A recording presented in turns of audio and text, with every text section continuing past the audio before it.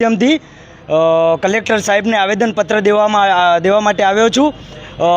ભૂતપૂર્વ તડીપાર અને વર્તમાન ગૃહમંત્રી બની બેઠેલા અમિત શાહ દ્વારા જે અમારા બહુજન નાયક એવા બાબા સાહેબ આંબેડકરનું તડીપાર દ્વારા આંબેડકર આંબેડકર આંબેડકર કરીને 17/12/2024ના રાજ્યસભાના એક સંબોધનમાં એમણે અમારા મસીહાનું અપમાન કર્યું છે।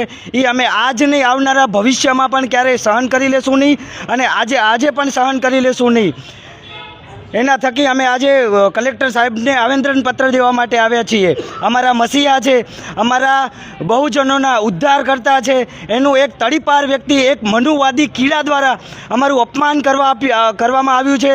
અમારું લોકોને એક તુચ્છ ગણવામાં આવી રહ્યા છે। તો અમે આજ નહીં, આવનારા ભવિષ્યમાં ક્યારેય એને સહન કરી લેશું નહીં, આજે પણ નહીં અને કાલે પણ નહીં। નિલંબિત કરવામાં આવે અને આ બેલગામ મંત્રીને સમર્થન આપનાર પ્રધાનમંત્રી નરેન્દ્ર દામોદરદાસ મોદી અને તેના સાથી પક્ષને ભવિષ્યમાં આવા છીછરા વર્તન ન કરે એ માટે કડક શબ્દોમાં લેખિત વોર્નિંગ આપવામાં આવે।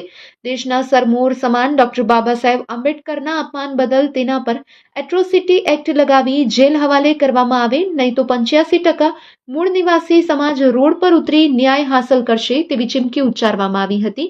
આ સાથે જ સ્વયં સૈનિક દળ દ્વારા કચ્છ જિલ્લા કલેક્ટર મારફતે રાષ્ટ્રપતિને આવેદનપત્ર પાઠવી રજૂઆત કરવામાં આવી હતી। જય ભીમ, નમો બુદ્ધાય। આજ રોજ અમે સ્વયં સૈનિક દળના માધ્યમથી ભુજ કલેક્ટર કચેરીમાં